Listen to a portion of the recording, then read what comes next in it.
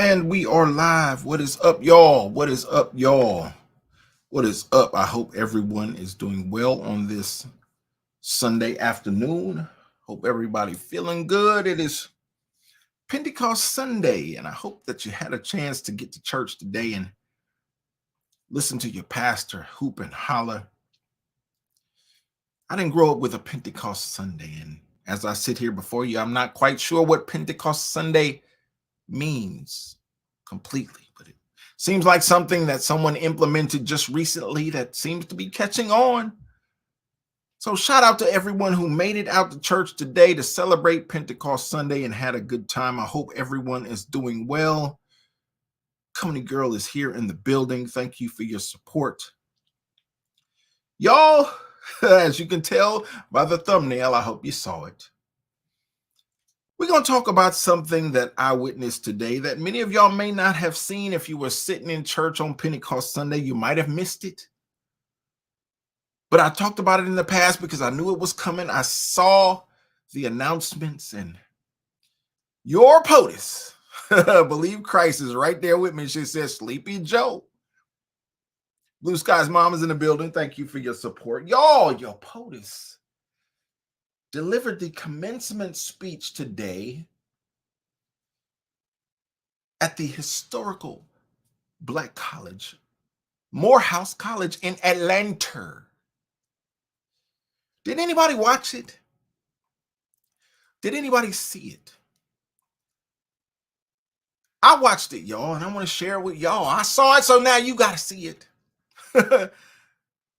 It was an interesting spectacle, and it was everything that I thought it would be, to be honest with you.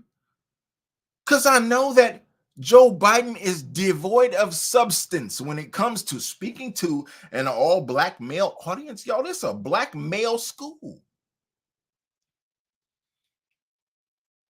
Aside from that transformer that I saw get up and sing with the Glee Club, who had the wing eyeliner on and different shades on under the eyebrows. What y'all call that?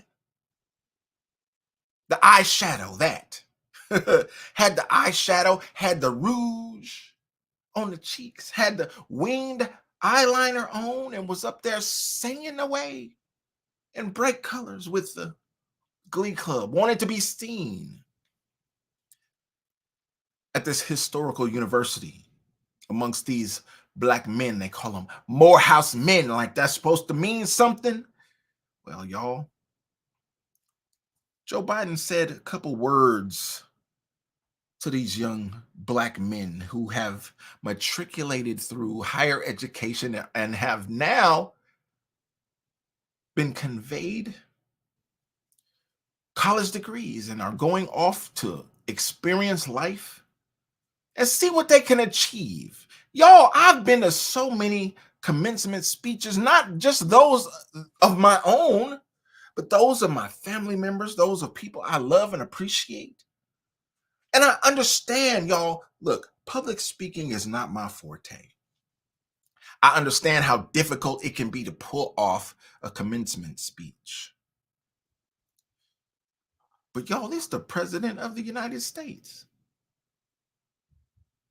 Someone who has made a career out of what they like to call public service. But when you look at his record, makes you wonder, who was Joe Biden actually servicing? The public or himself and his family? Makes you wonder. Extreme X, thank you for being here. Appreciate your support. Y'all, I'm going to share this with you, and I'm not going to interrupt if I can help it. I will be active with y'all in the chat. Faith Jarman is here. Y'all, we got this President of the United States who is a documented racist, a documented segregationist. And some of these, I'm trying to remain calm, y'all. Some of these Negroes in Atlanta thought it was so important to get this man in front of these young Black men to speak his piece And he did exactly what we thought he would do. He gave a political speech. Why? Because that's all he got. He ain't got no bona fides in the hood. He don't have a track record in the community.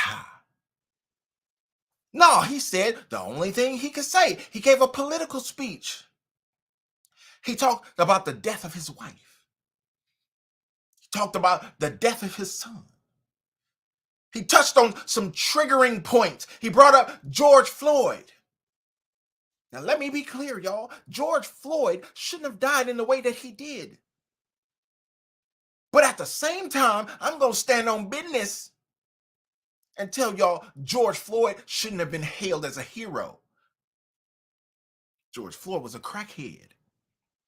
And I found it interesting that Joe Biden, in this commencement speech at Morehouse, after these brothers done spent all this money, all this time, all this effort to walk this stage, you're going to stand before them on their day of commencement and bring up George Floyd to try to trigger them into an emotional reaction? Boy, let me tell you something. George Floyd was a crackhead. And I find it interesting that you brought up that crackhead, but didn't bring up the crackhead named Hunter Biden. In all your words, Joe Biden, in all your propaganda, in all of your verbosity. Nah, you mentioned that other son, but you didn't mention that son. You gonna tell me that wasn't strategic? Y'all, if you can tell, if you followed me for some time, you can probably tell that I was bothered by this. But I seem to be over talking it, and I don't want to do that. I want to get y'all involved. I want y'all to see this and experience it the way that I experienced it. This is 11 Alive out of Atlanta. I use them as a resource often when I talk about Atlanta stories. There are some ads in this. I will try to skip through them. Let's get into this story, y'all, and see what Joe Biden had to say to the class of 2024 at Morehouse College, your black sons. Let's see what Joe Biden talking about.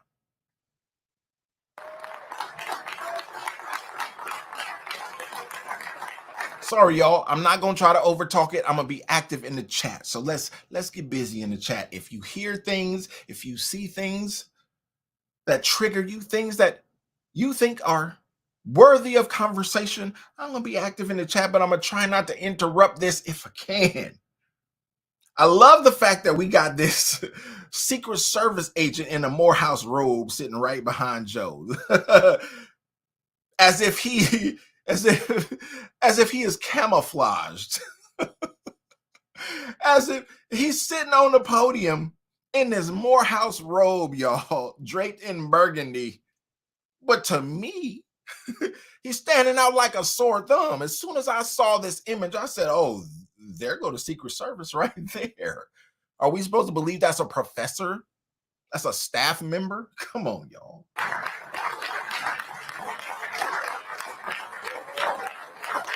Thank you. Thank you, thank you, thank you. President Thomas, faculty, staff, alumni, and a special thanks. I'll ask all the folks who helped you get here, your mothers, fathers, grandmothers, grandfathers, all those who got you here, all the way in the back. Please, parents, grandparents, all will help. Stand up because we owe you a debt of gratitude. To all the families.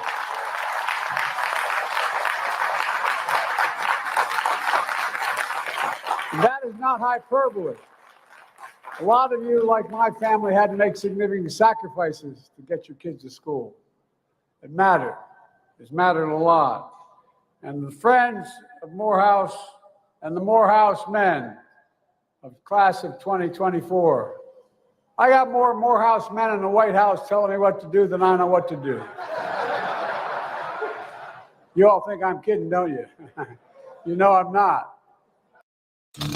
No living being should ever eat processed food for every single meal of their life. And it's the best thing that's happened to me. Scripture says, the prayers of a righteous man availeth much. In Augusta, Georgia, a righteous man once enslaved set foot for freedom. The story goes, he feared no evil. He walked through the valley of the shadow of death on his way north to free soil in Philadelphia. A Baptist minister, he walked with faith in his soul, power in the steps of his feet to glory.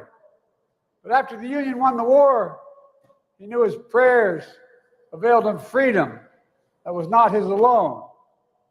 And so this righteous man, Richard Coulter, returned home, his feet weary, his spirit in no ways tired. 157 years ago, you all know the story, but the rest of the world doesn't and should. In the basement of a Baptist church in Augusta, he and two other ministers, William Jefferson White and Edmund Turney, planted the seeds of something revolutionary. And it was at the time. A school to help formerly enslaved men enter the ministry, where education would be the great equalizer from slavery to freedom, an institution of higher learning that would become Morehouse College. I don't know any other college in America that has that tradition, that consequence. So the class of 2024, you join, as you know, a sacred tradition. And education makes you free, and Morehouse education makes you fearless. I mean it. Visionary, exceptional. Congratulations, you are Morehouse men. God love you.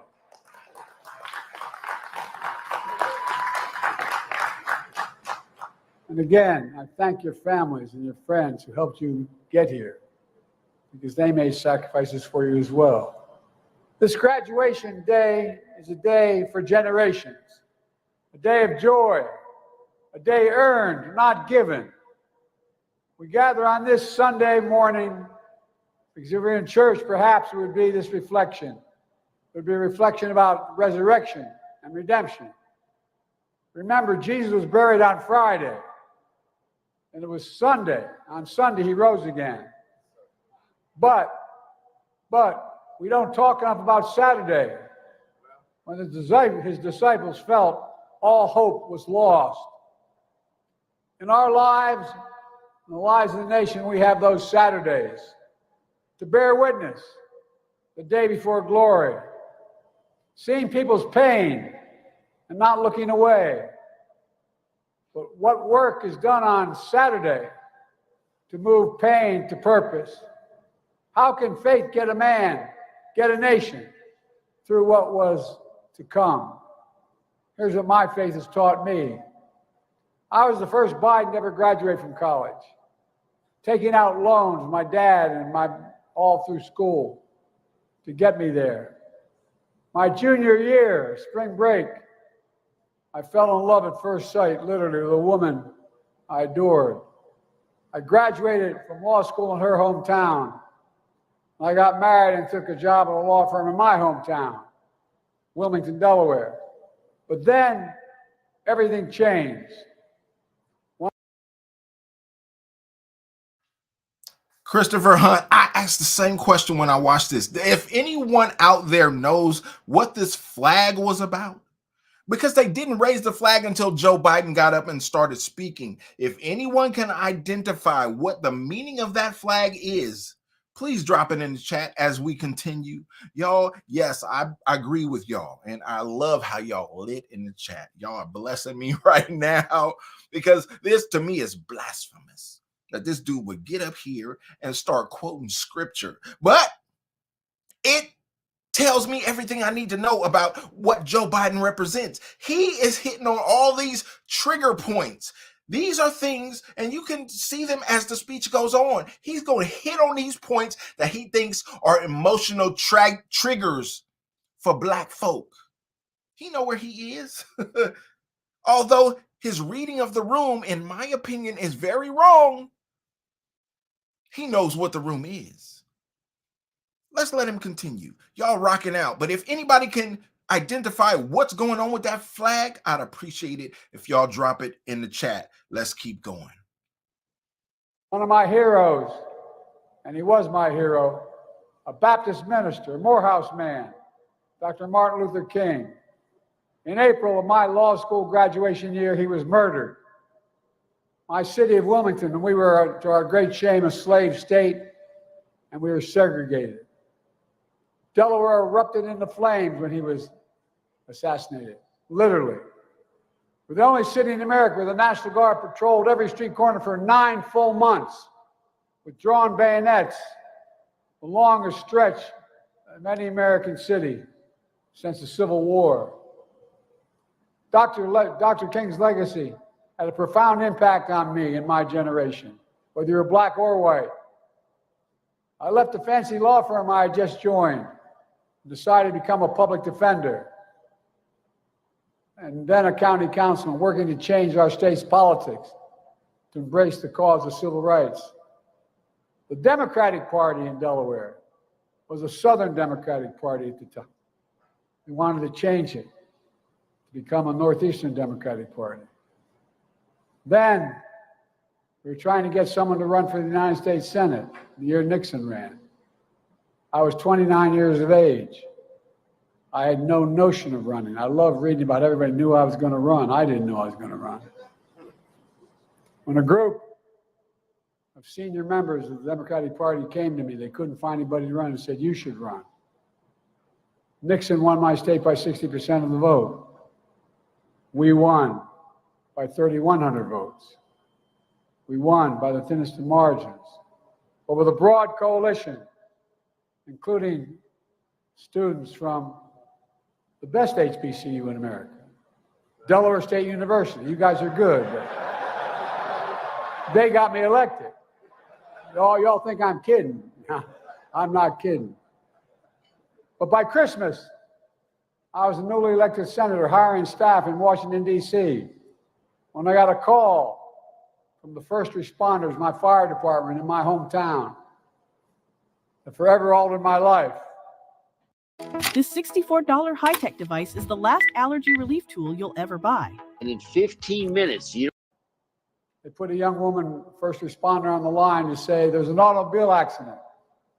Tractor trailer hit your wife's car while she was Christmas shopping with 3 children." And she, poor woman, she just blurted out, she said, "Your wife and daughter are killed. My 13-year-old daughter are dead. And your almost 3-year-old and 4-year-old sons are badly injured. We're not sure they're going to make it either." I rushed from Washington to the bedside. I wanted to pray, but I was so angry. I was angry at God. I was angry at the world.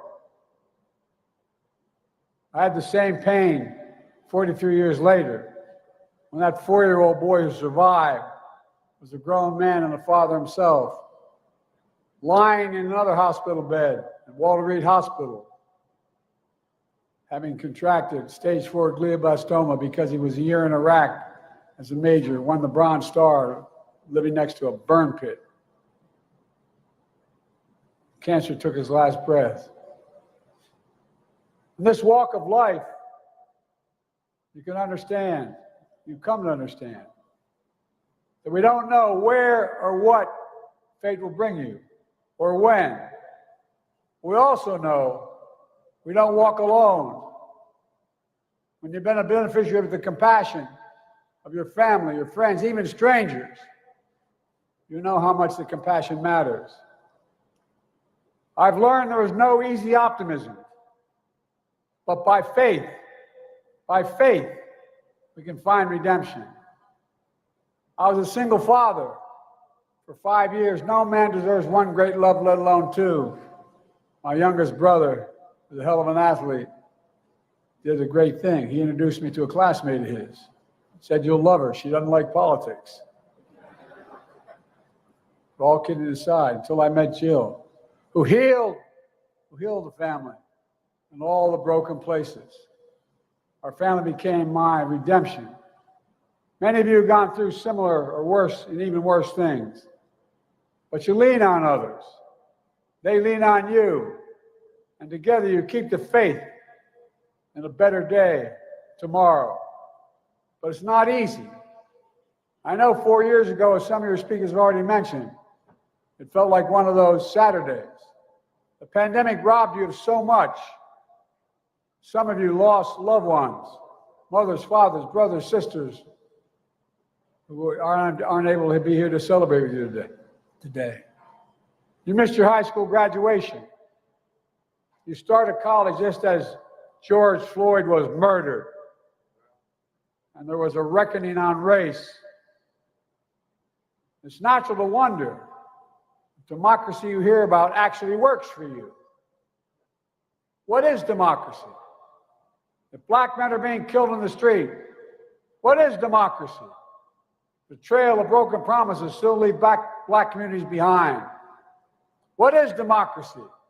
You have to be 10 times better than anyone else to get a fair shot. Most of all, what does it mean, as we've heard before, to be a black man who loves his country, even if it doesn't love him back in equal measure?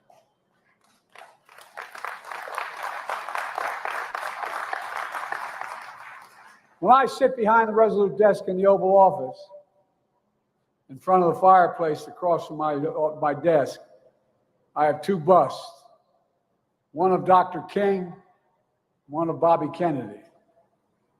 I often find myself looking at those busts, making decisions. Ask myself, are we living up to what we say we are as a nation? To end racism and poverty, to deliver jobs and justice, to restore our leadership in the world?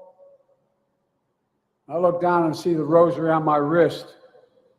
That was that of my late son he had on him when he died at Walter Reed, and I was with him. I asked myself, what would he say? I know the answer because he told me in his last days. Here's why you haven't been able to stay quit from drinking. Alcoholics Anonymous has less than a 10% success. Y'all check this out. I don't know what Morehouse costs. The cost of attendance, probably $40,000 a year or so. I don't know what it costs to go there. But I know that if I've sent a child there, or if I've attended there myself and I have struggled for 4 years, the last thing I want to hear on my celebration day, on my commencement day, on my graduation day, is Joseph Robinette Biden talking about the death of his wife and the death of his son. Boy, you speaking death over these brothers who are trying to embark upon a life. They're standing, excuse me, y'all, they're standing on the launching pad of life, on the diving board of life, trying to come up with the best dive they can, give it the best shot they can, and they got to listen to a political speech about all you think you've done. And let's be honest, y'all, I don't think Joe Biden believes anything he's saying. Joe Biden don't believe he's done anything for this community. He don't believe he's done anything for these black men who are sitting here about to embark upon life after all this work. No, this is a campaign speech, bro. When you come to my graduation, when you come to my commencement, y'all, I'm sorry, y'all, this triggered me today. Hope I don't offend nobody out there, but this triggered me because when I sat there at my graduation, I wanted to be inspired. Bro, tell me something that's going to inspire me, that's going to encourage me, that's going to say life ahead of you is going to be a little bit better than it was in that English class when you had to write that paper.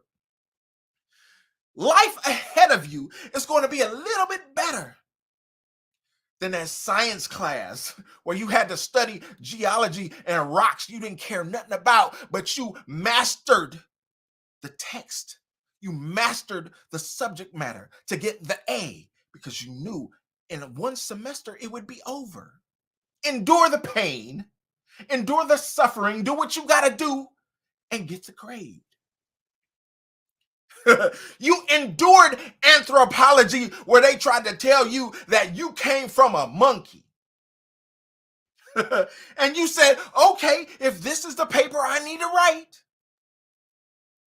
then let me put my mind in that mind frame to give this professor what she wants. She wants me to say that myself and everyone related to me, everyone in my species came from a monkey. Let me prepare my mindset to give her what she wants. Why? So I can get the grade. It ain't like I believe it, because my Bible tells me different, lady.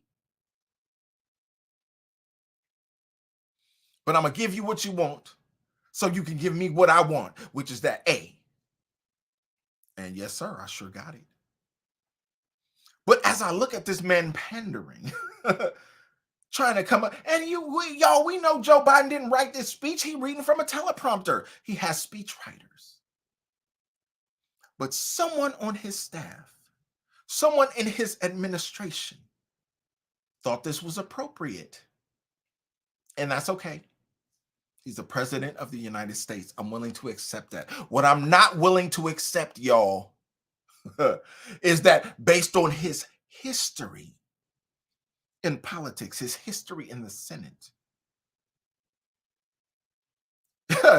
even his history as the president of the United States, y'all, we got a history to look back on with this man. Somebody at Morehouse thought this was okay. That's the worst part of it. Somebody in this administration thought this was cool, which tells you a lot about what we're going to have to deal with in 2024, y'all.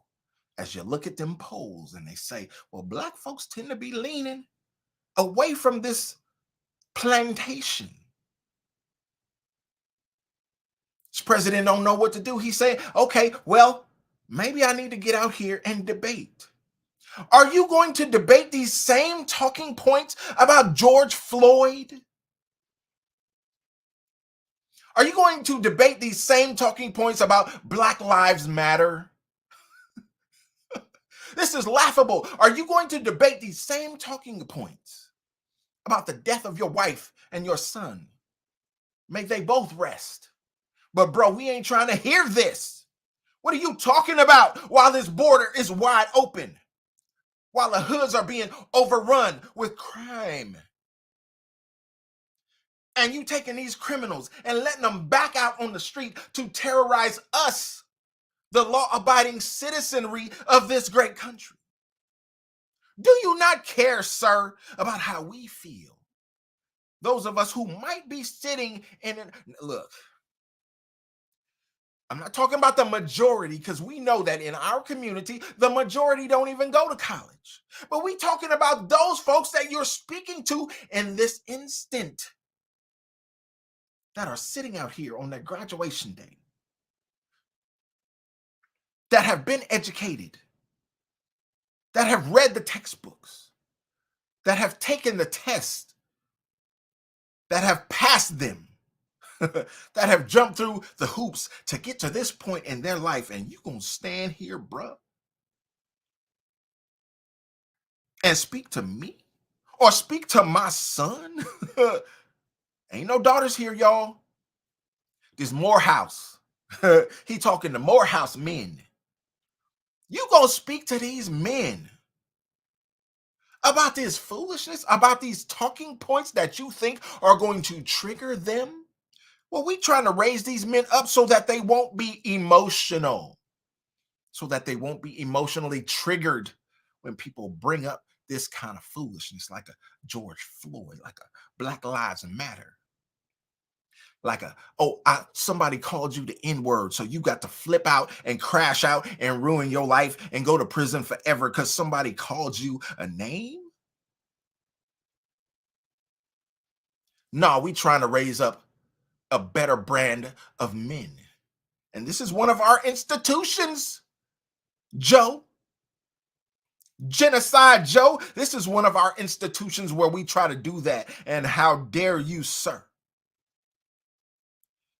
come to this institution with your political foolishness, on this great day for these men and ruin it with your foolishness? I'm sorry, y'all. I'm not trying to interrupt. Let's get through this together, but I was triggered. I'm not trying to trigger you, but let's just say that I saw it and now you got to see it. My son knew the days were numbered. The last conversation was, Dad, I'm not afraid, but I'm worried. I'm worried you're going to give up when I go. You're going to give up. We have an expression in the Biden family. When you want someone to know, give your word, you say, look at me. He was lying to me, he said, look at me, Dad. Look at me. He said, give me your word. Give me your word as my father, that you will not quit, that you will stay engaged. Promise me, Dad. Stay engaged. Promise me. Promise me.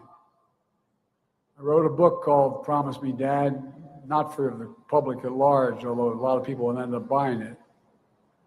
It's for my grandchildren and great-grandchildren to know who Beau Biden was. The rose around my wrist, the bust of my office remind me that. Faith asks you to hold on to hope, to move heaven and earth, to make better days. Well, that's my commitment to you, to show you democracy, democracy, democracy is still the way. If black men are being killed in the street, we bear witness. For me, that means to call out the poison of white supremacy, to root out systemic racism. I stood up for George Floyd's family to help create a country. We don't need to have that talk with your son or grandson as they get pulled over. Instead of a trail of broken promises, we're investing more money than ever in black families and black communities. We're reconnecting black neighborhoods cut off by old highways and decades of disinvestment when no one cared about the community. We've delivered checks and pockets to reduce black child poverty, the lowest rate in history. Removing every lead pipe in America so every child can drink clean water without fear of brain damage and can't afford to remove the lead pipes themselves. We're delivering affordable high-speed internet so no child has to sit in a parent's car or do their homework in a parking lot outside of McDonald's. Instead of forcing you to prove you're 10 times better, we're breaking down doors so you have 100 times more opportunities. Good paying jobs you can raise a family on in your neighborhood. Capital to start small business and loans to buy homes. Health insurance, prescription drugs, housing that's more affordable and accessible.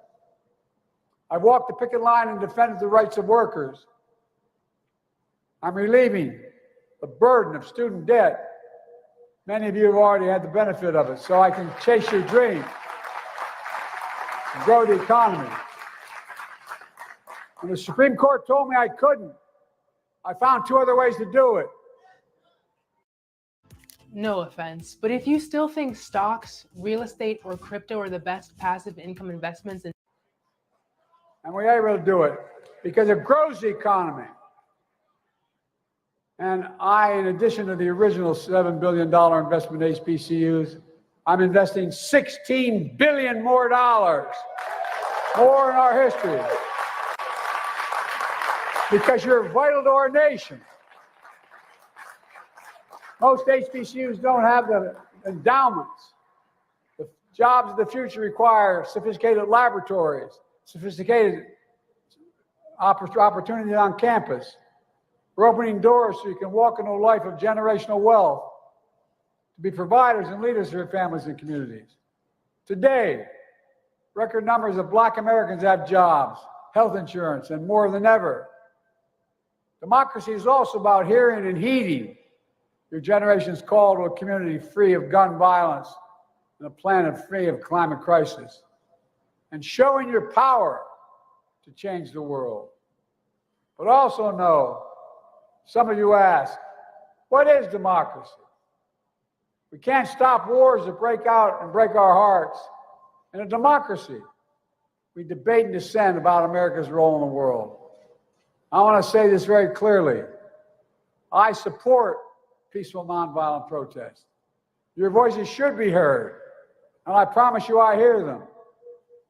I determined to make my administration look like America. I have more African Americans in high places, including on the court, than any president in American history, because I need the input. What's happening in Gaza and Israel is heartbreaking. Hamas's vicious attack on Israel, killing innocent lives and holding people. Y'all don't come to my graduation, to my commencement day, to the day that I walk. I done had my family fly in from all over the country. Y'all, we just did a video on this just the other day. Y'all know how we get down for graduation. It's a thing. We get up.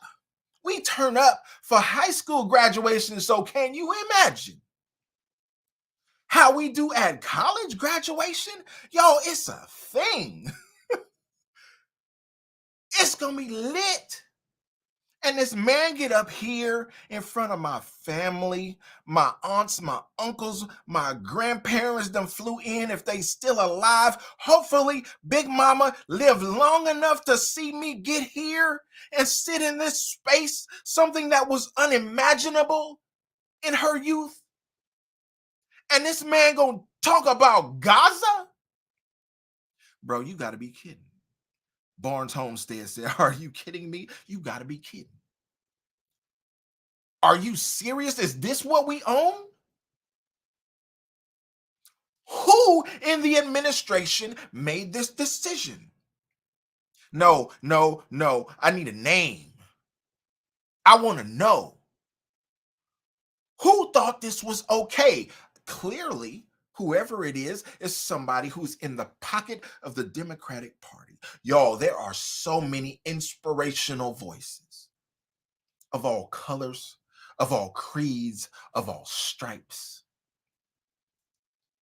who could have delivered a message of inspiration that could have encouraged these young men to go out and achieve their dreams, to go out and be great. And here we have a political speech in a political year where this man is touting what he thinks are accomplishments after he wants to pull on your heartstrings and wants you to pity him because at one point his wife passed away, because at one point his son passed away. Well, let me tell you this, Joe. These black men who sit before you and are under the sound of your voice, there are many of these men who had some of their friends pass away, Joe. And we've talked about this in past videos and past live streams. Joe, some of these men who sit before you in these seats have seen their friends get their face blown off right there on the block, Joe. We talked about PTSD and we talked about the emotional impact that this can have on young men. And yet these men survived. Yet these men matriculated. Yet these men made the decision to do the work to arrive at this place today. And here is Joe. Want to tell us about Gaza, bro? I need you to sit down. And I need your speechwriter to sit down because this is a whole lot of foolishness. Gaza ain't got nothing to do with you standing here in Atlanta, in Georgia, trying to give a political speech to these dudes that's sitting here in achievement when as they sit here, somebody probably getting murdered in College Park right now while you talking, Joe.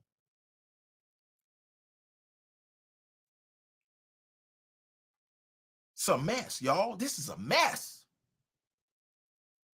Who made this decision? Who thought this was okay? At Morehouse, of all places. Y'all want me to respect Morehouse? This ain't the way to do it. This ain't the way to do it. Well, hostage. I was there 9 days after.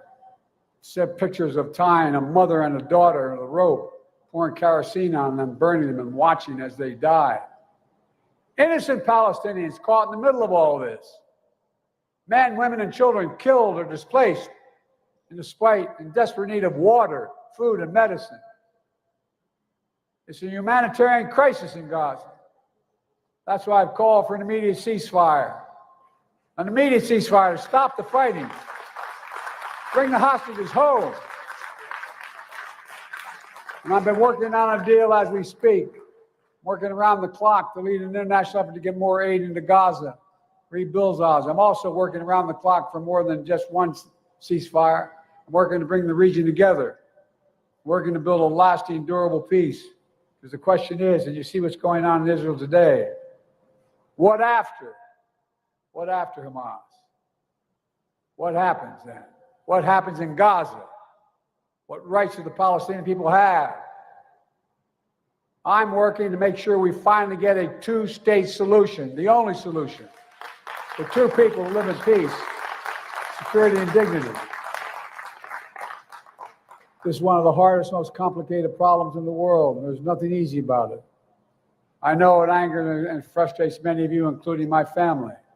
But most of all, I know it breaks your heart, breaks mine as well. Leadership is about fighting through the most intractable problems. It's about challenging anger, frustration, and heartbreak to find a solution. It's about doing what you believe is right, even when it's hard and lonely. You're all future leaders, every one of you graduating today. And that's not hyperbole. You're future leaders, all of you.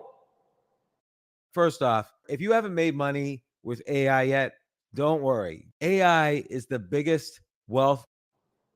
You'll face complicated, tough moments. In these moments, you listen to others. Sorry for the ads, y'all. But you'll have to decide, guided by knowledge, conviction, principle, and your own moral compass. The desire to know what freedom is, what it can be, is the heart and soul of why this college was founded in the first place. Proving that a free nation is born in the hearts of men, spellbound by freedom. That's the magic of Morehouse. That's the magic of America. But let's be clear. What happens to you and your family when old ghosts in new garments seize power? Extremists come for the freedoms you thought belonged to you and everyone. Today in Georgia, they won't allow water to be available to you while you wait in line to vote in an election. What in the hell is that all about? I'm serious. Think about it. And then the constant attacks on black election workers who count your vote. Insurrectionists who storm the Capitol. Hold on, y'all. I'm sorry. I had to interrupt there. The black election workers who count your vote. Y'all, he's in Atlanta, Georgia, in Fulton County. Is he referring to that water pipe that supposedly busted in the middle of the night in Fulton County? And all of a sudden they had to clear out the polling station in Atlanta, in Fulton County, right there where Joe Biden is standing. He talking about black polling workers. You talking about the black polling workers who cheated? Now we know. Now we have the evidence. Now we see the proof. Now we know Donald Trump won in Fulton County in 2020. Genocide Joe, are you telling us that we didn't see what we saw in the video where they sent everybody home for a water pipe that supposedly busted, and then they start pulling out the ballots from under the table and counting them multiple times over and over and over? And then when someone wanted to investigate, all of a sudden the ballots disappeared. The county was supposed to hold on to the records, but all of a sudden they're gone. They're shredded, they're burned. There's no record of what went on in Fulton County. Are those the black poll workers you talking about, Joe? Because we ain't standing here black as we are, Joe. We ain't sitting here thinking that everything black is good. We ain't sitting here, Joe, thinking that everything white is wrong. Nah, we not believing the Democrat propaganda because we know we can live together. We can work together. We can get along. We can take care of our neighborhoods. We can take care of our children. Our kids is outside in the street playing together. But when we listen to Joe and people like him, somehow, y'all, they want us to be separated. They want us to hate each other. They want us to have problems with each other. Some of y'all new around here in the chat, you might not know. One of the moderators in this chat, Blue Sky's mom, just went to a Trump rally last weekend in New Jersey. That's our girl. Black, white don't matter. It's not how we get down around here. You might be in the wrong place if you subscribing to what Joe Biden is talking about.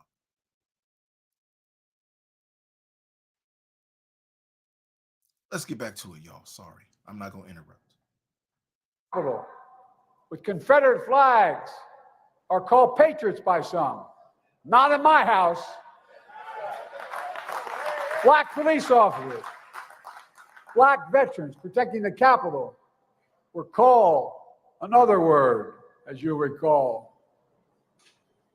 They also say out loud, these other groups, immigrants poison the blood of our country. Like the grand wizard and fascists said in the past. But you know and I know, we all bleed the same color. In America, we're all created equal. Extremists close the doors of opportunity, strike down affirmative action, attack the values of diversity, equality, and inclusion. I never thought when I was graduating in 1968, as your honoree just was, we talked about, I never thought I'd be in a president at a time when there's a national effort to ban books, not to write history, but to erase history. They don't see you in the future of America, but they're wrong.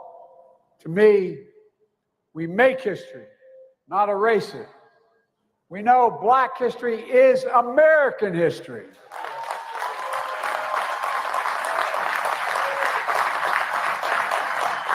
Many of you graduates don't know me, but check my record. You know what I'm saying. I mean from my gut.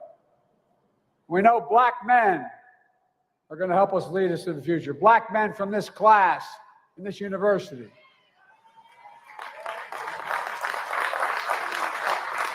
But graduates, this is what we're up against. Y'all, he said Black history is American history. That's where I agree. Joe, we can agree there finally. How long you been on, bro? You've been on almost 22 minutes just to get to where something we can agree on. Black history is American history. We understand that. We are not in disagreement on that topic. We get it, Joe. The Black experience in America is American history. The good, the bad, the ugly. We ain't trying to ignore it, but we need you, Joe. As you get up here and you postulate before us, as you extrapolate before us, we need you to understand your own history, sir. And the role you played in Black history in America. Oh, we ain't forgot that crime bill, Joe.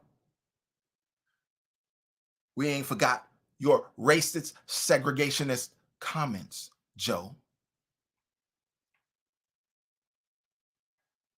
Let's get back to it, y'all. Sorry.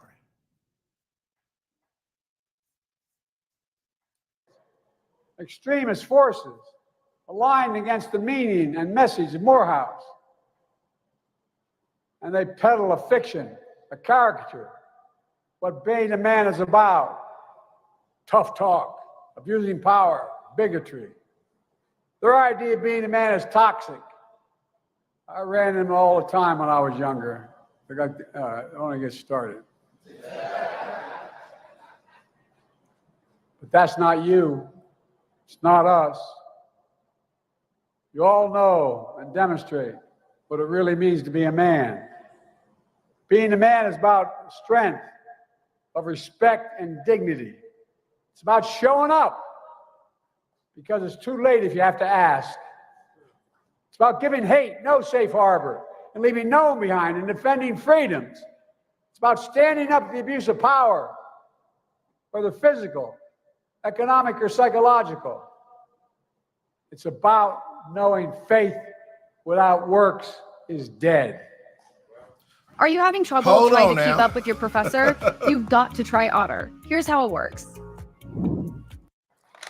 Sorry for the ads, y'all. This is coming from 11 Alive in Atlanta, but now Joe is quoting scriptures that he think gonna trigger y'all. Faith without works is dead. Oh, we've heard that all our lives. So that's supposed to get you up, get you active, get you behind Joe and what he talking about. But if we rewind just a few seconds ago, we heard Joe referring to men, to maleness, to masculinity, because he talking to an all-male black school in Atlanta, y'all. He talking to black men. Same black men who kill each other on a daily basis. Same black men who make babies and don't take care of them. Those black men. He's referring to black men. We hope that when we send our boys to institutions like this, somewhere along the way as they matriculate, they come into the knowledge of self and they do better and say, I'm not going to go out here and kill another. I'm not going to go out here and abandon my children and my family. I'm going to stand 10 toes down and take care of my responsibilities that I have created. But that ain't what Joe talking about, because it strikes me, y'all, that in this moment, Joe can talk about masculinity.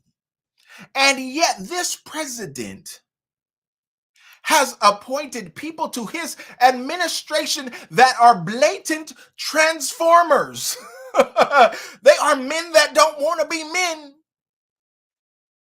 They are men that don't want to look like men. They are men that don't want to act like men. And yet you gonna stand, bro. You gonna stand up here and talk to these young men about what manhood should look like? About how men should act? This is the same man whose very daughter wrote in her diary that this man, this animal that y'all elected, this man, this animal that y'all voted for, his daughter wrote in a diary that this man has taken showers with her in her childhood, and she believes that she was done wrong. Can I say it that way? Y'all, we on these folks' platform, you know how they get down. But she made some statements that were not so positive with regard to her father, the former vice president of the United States. So I find it hard as I listen to this speech and you pivot. Here we are at 23 minutes and he pivots to manhood. Like Joe Robinette Biden is going to tell your boy, your son, your grandson, your nephew, Lil Junebug. Joe Biden going to tell your son how to be a man when his boy is somewhere sucking on a glass pipe. Joe, I need you to pull it back. Joe, I need you to check yourself. Joe, I need you to look at your own administration and the folks that you appointed. As you talk about manhood, these men don't even want to be men. You appointing men who want to be women. Seems like you might prefer that. And then you got the nerve, the audacity, the unmitigated gall to appoint, to nominate And he gonna take credit for it, I believe, in a second, y'all. If he hasn't done it already, I might have missed it. He gonna say, well, I appointed the first black woman to the SCOTUS. Oh, you mean the black woman who couldn't even tell us what a woman was? Is that the one you're talking about, Joe? Seems like you got manhood and womanhood confused, bro. Not only you, but the people you appoint. Seems like y'all advocate for something very specific in the community as a whole, but particularly in the black community to whom you are speaking at this moment, because you are finding out, Joe, in this moment, that your open border policies are not working out the way you thought. You thought you was going to make quick business of running in millions of illegal aliens into this country, y'all. Let's run them in so fast that nobody can do anything. The courts can't do anything. The Congress can't do anything. No one can stop us. Let's flood the country with 20 million illegal aliens. And then you know what we're going to do once we get them here? We're going to immediately give them a right to vote. It don't seem to be working out the way you thought, Joe. And that's unfortunate for you, because you are reminded of how important the black vote has been to the Democrat plantation all this time, Joe. And after you have left black folks out there in the lurch, after they have been so supportive, after they have been so brainwashed, now they're thinking about alternatives. Now they're thinking about opportunity zones. Now they're thinking about the First Step Act. Now they're thinking about the Orange Man and everything he did that helped black folk. And see, here's the thing, Joe, when we talk about black history is American history, listen, y'all, when you help black folks, you help America. Because black folks are part of America. So understand, when you lower taxes and black folks benefit from lower taxes, that's a positive thing for America. Understand that when you lower interest rates and black folks benefit from lower interest rates, that's a positive thing for America. Understand, y'all, when you have low unemployment and black folks benefit from low unemployment, from high home ownership, y'all, that's a positive for America as a whole. Seem like Joe don't understand that. Seems like Joe is having a continual and constant brain fart. Let's get back into it. Look, you're doing the work. Today I look out at all you graduates and I see the next generation of Morehouse men. We're doctors and researchers curing cancer, artists shaping our culture, fearless journalists and intellectuals challenging convention. I see preachers and advocates who might even join another Morehouse man in the United States Senate. You can clap for him. He's a good man. As I said, I'm proud to have the most diverse administration in history, to tap into the full talents of our nation. I'm also proud of putting the first black woman on the United States Supreme Court.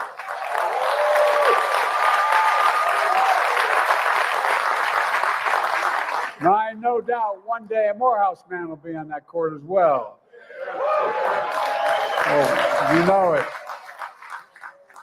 I've been vice president of the first black president and become my close friend, and president to the first woman vice president. Well, I have no idea, no doubt, that a Morehouse man will be president one day, just after an AKA from Howard.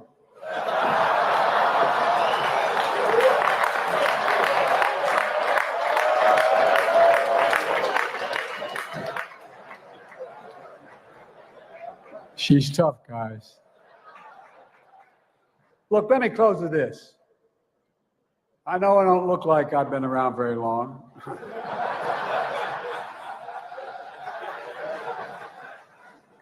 But in my career, for the first 30 years, I was told, "You're too young, kid." It used to stop me from getting on the Senate elevator when I first got there, for real.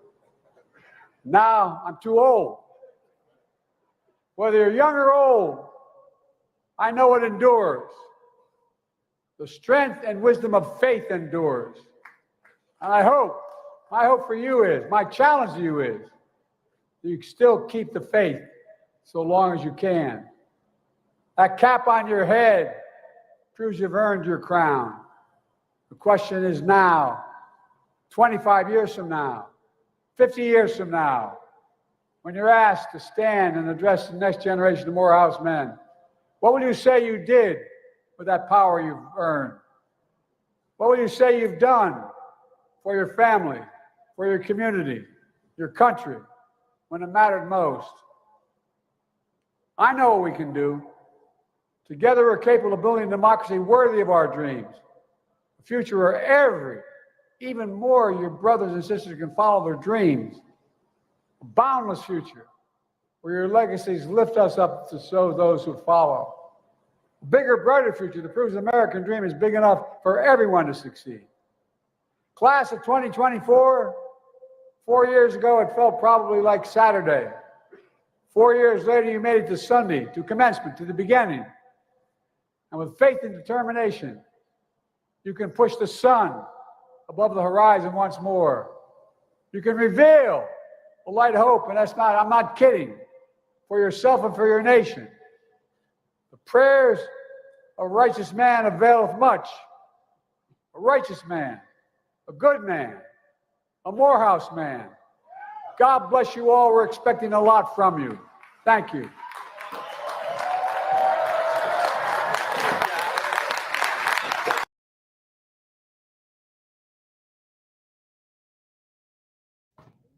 Y'all, that might be the worst commencement speech I've ever heard. Because it wasn't a commencement speech. It wasn't an inspirational speech. Yeah, the speechwriter made sure to put in some biblical triggers and some cultural triggers that they thought might be effective. I don't think they landed very well. Certainly didn't land with me. But in this environment, y'all, I would have wanted my sons to hear that America's the greatest. We're talking about the president. I need you to come in, Joe, and tell them America is the greatest opportunity that you will have in this world. Yeah, may have some stumbles in her past, may have some indiscretions in her history, but we accept those and we accept them together because Black history is American history. And we know that as Black folks progress, as Black folks succeed, then America succeeds. And I need y'all to get off your social media. I need you to get off of your PlayStation and your Xbox. And I need you to get out there and attack life with all the vigor that I know is within you. I need you to go out there and start businesses. I need you to go out there and start families and don't walk away from them. Take care of them because we know the statistics in your community. I need you to be different than the statistic, bro. I need you to stand 10 toes down on business in Fulton County and make a difference. I need you to be a shining light so that the generation behind you can see your good works and want to take after you. I ain't hear none of that, y'all. I didn't hear none of that. I heard about Gaza.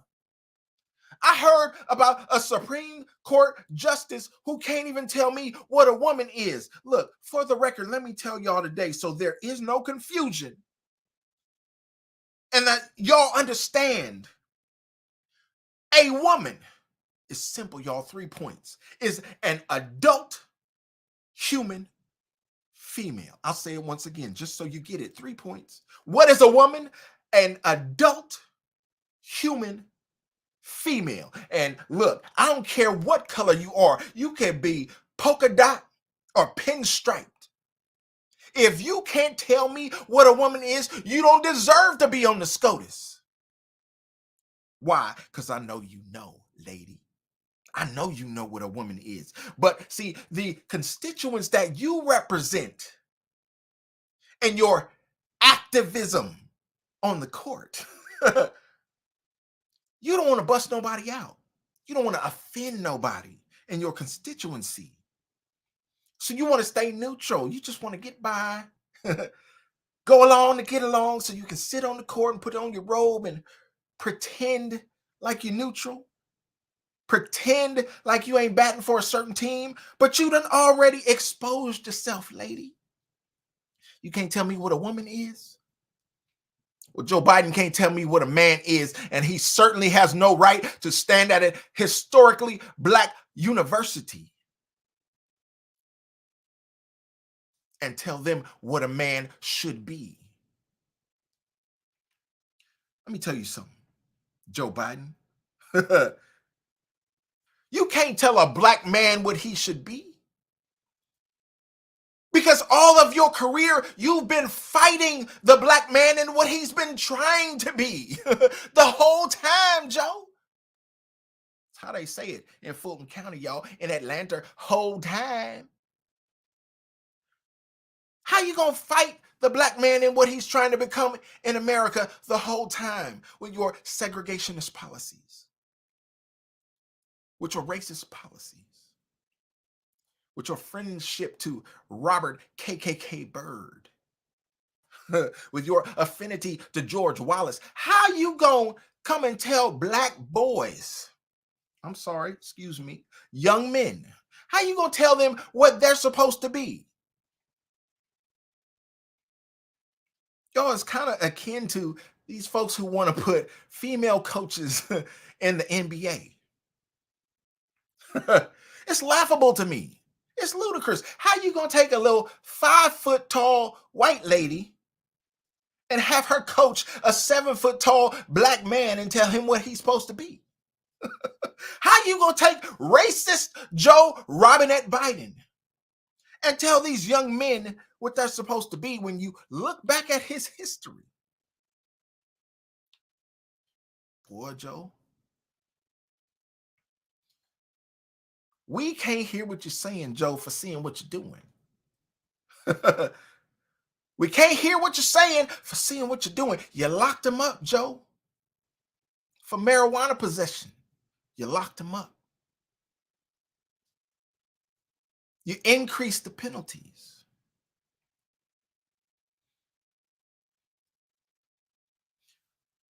You advocated that they weren't worthy of their freedom, Joe. While your son was smoking crack, Joe. Nah, we ain't forgot, sir.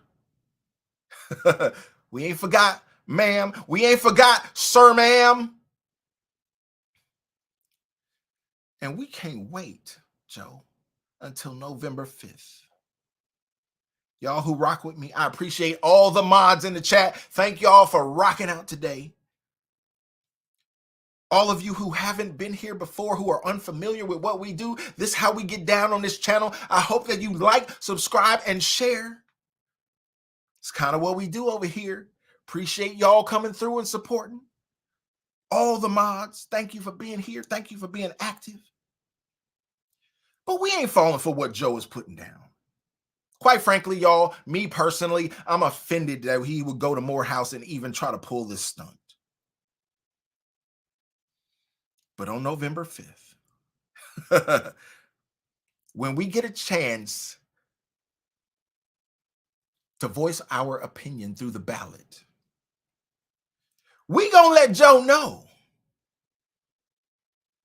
we've had enough, sir. We've had enough of you, sir. You're not gonna tell us how to be a man as you appoint these transformers. You're not going to tell our wives and our daughters and our mothers and our grandmothers how to be women when the folks you appoint can't even tell us what a woman is. No, sir. We are leaving the plantation. And we are no longer supporting you or your policies or people who think like you. We have moved on, Joe.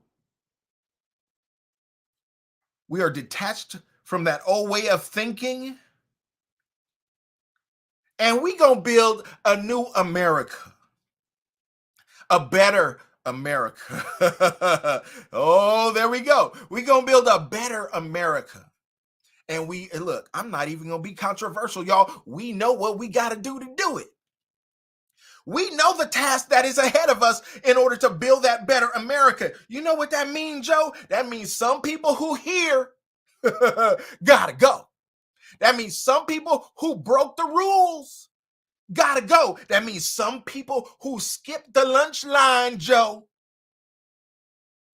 gonna get an early dismissal. And those plans that you set forth for them, Joe, ain't gonna work out like they thought it was, ain't gonna work out like you thought it was. And at the end of the day, Barnes Homestead, I'm rocking with you right now. Barnes, Barnes said, I feel a shout coming on. I feel one myself. Barnes, appreciate you rocking with me. At the end of the day, y'all, if we do what we got to do and we stand up, not just for right, y'all, because in our heart of hearts, we know what's right. Y'all, look, we live together, we work together, we exist together. They want to divide us by race. They want to divide us by color. They want to divide us by sexual orientation. They want to divide us by any way they can. But we exist together in real life. We know we can get along in real life, despite what they're trying to push on us. As long as we keep that energy, y'all, as long as we hang together, as long as we support each other, we know at the end of the day, y'all, it's going to all work out for the good of them who love the Lord. And I hope y'all love him like I love him, because that is a uniting factor no matter what color you are, no matter where you come from. It's how we get down over here, y'all. I appreciate you for being around today on this Pentecostal Sunday. I hope y'all had a good service. I hope y'all enjoyed this live stream. I thank each and every one of y'all for taking the time to rock out with your boy and listen to Joe Biden and his foolishness that he tried to sell us today. Yo, boy, that's a bill of goods. And you know what? Around these parts, you ain't got no buyers. I love y'all. I appreciate y'all. And I'll see you on the next one.